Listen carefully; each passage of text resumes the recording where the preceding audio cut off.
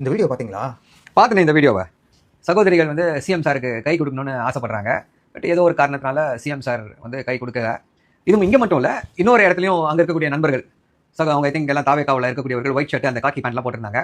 அவங்க கை கொடுக்க முன் வருகிறார்கள். ஆனால் அவங்களோட நின்று ஃபோட்டோ மட்டும் எடுத்துகிட்டு வந்துட்டார் சிஎம் சார். யூஸ்வலாக வந்து அரசியல் தலைவர்கள் வந்து இயல்பாக பழகுவாங்க.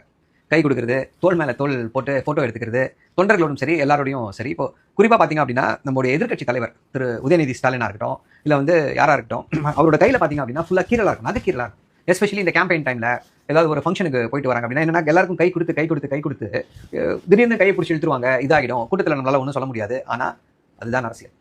இப்படிதான் எளிமையாக இருக்க வேண்டும். இதுதான் வந்து என்னப்பா இது டிஎம்கே வந்து மகா கேவலமா ஒரு மட்டமான ஒரு டீமை உருவாக்கி இருக்கு. அது என்ன டீம்னு பார்த்தனா டிஎம்கே ஜென்சி கூட்டம். ஏன்னா இருக்கிறதுல கேவலமான கண்டென்ட் எடுத்து பேசுறதுனால அந்த டிஎம்கே ஜென்சி கூட்டத்தையும் நாங்க பீட் பண்ண வேண்டாம் அப்படி சொல்லிட்டு ஒரு கூட்டம் உருவாயிருக்கு. அந்த கூட்டம் யாருன்னு சொல்லி பார்த்தனா இந்த டிஎம்கே அட்வொகேட் கூட்டம். எல்லாரும் அட்வொகேட் தானே, எல்லாரும் படிச்ச அட்வொகேட் தானே.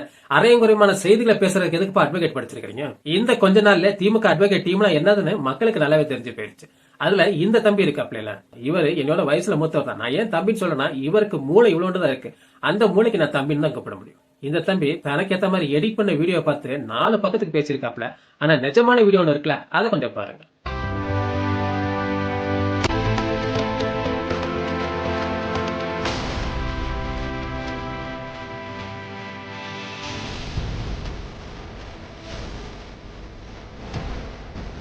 தம்பி அட்வொகேட் தம்பி, இப்ப சிஎம் விஜய் அவர்கள் யார் கை கொடுத்தாரு?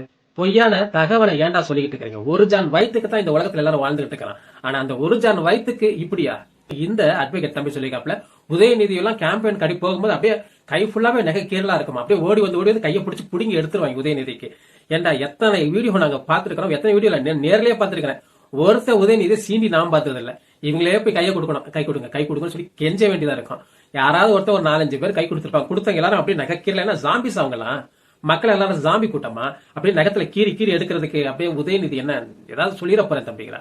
தம்பி அட்வொகேட் தம்பி, அதுவும் திமுகவின் அட்வொகேட் தம்பி எல்லாருமே ஒரு ஜான் வயிற்றுக்காக தான் இங்க ஓடிக்கிட்டு இருக்காங்க.